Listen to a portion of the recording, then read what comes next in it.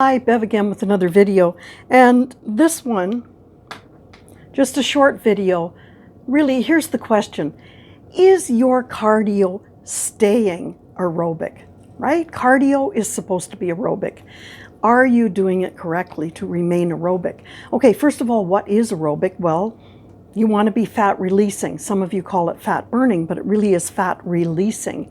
So your body has many energy producing systems. You've seen another video on that.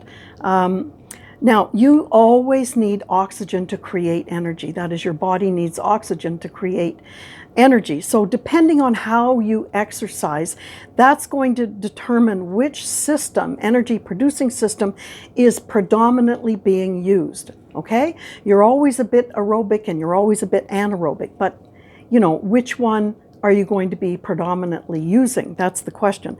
So when you're aerobic, you want to use respiratory oxygen. You want to get that oxygen far along in your body to the hardworking muscles. So if you're not fit enough, you can't stay aerobic for very long. And that means that the oxygen cannot reach those muscles. So your body, it still needs oxygen, and you just keep, you know, carrying on your cardio exercise. So your body sends you some messages, but you don't listen. And so it goes what's called anaerobic. It'll move more to the anaerobic side. So let's talk about what happens if you remain aerobic. As I said, you always need oxygen to create energy. And your fatty acids, that's what you want to break down, right? They are made of hydrogen and carbon. So when you add oxygen to the mix, what you're doing is you're making water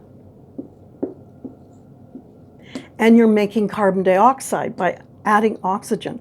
So water, great, that's great for your body, right? I don't care what happens, you know, whether you pee it out or sweat it out or whatever, no problem. Carbon dioxide, you breathe out. So this is when you are actually aerobic.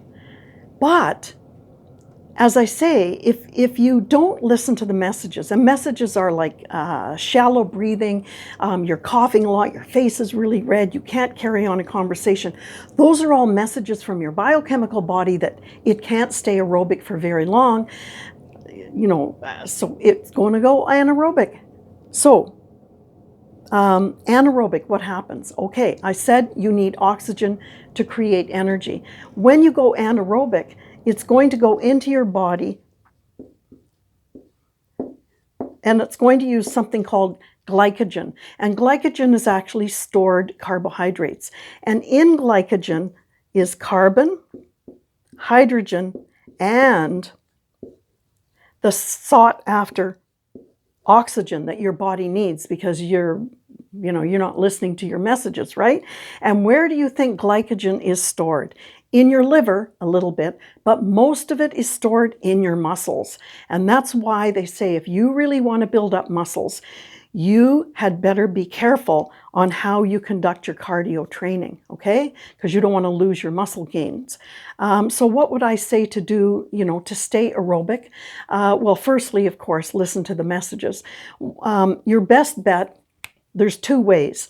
One is with high intensity interval training. And what that means is, let's say you're on the treadmill. So you run really fast and then you notice you're getting these messages. Well, then you slow down until you catch up your breath and you're not coughing and you're not red in the face. Then you can run fast again. So you're flipping between high and low intensity. That's good. And you're going to stay aerobic, right? Because you hear the message when you're beginning to go anaerobic. The other way is steady state cardio.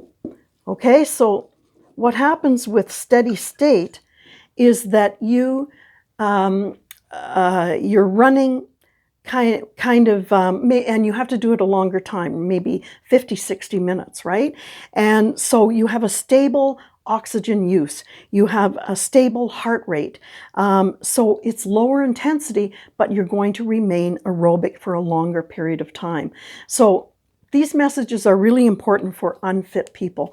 When you're really fit, physically fit, you can stay aerobic for a longer period of time, right? You have more mitochondria and you know, blood capillaries and all the stuff you've built up with weights. But anyway, I'm hoping that this is helpful.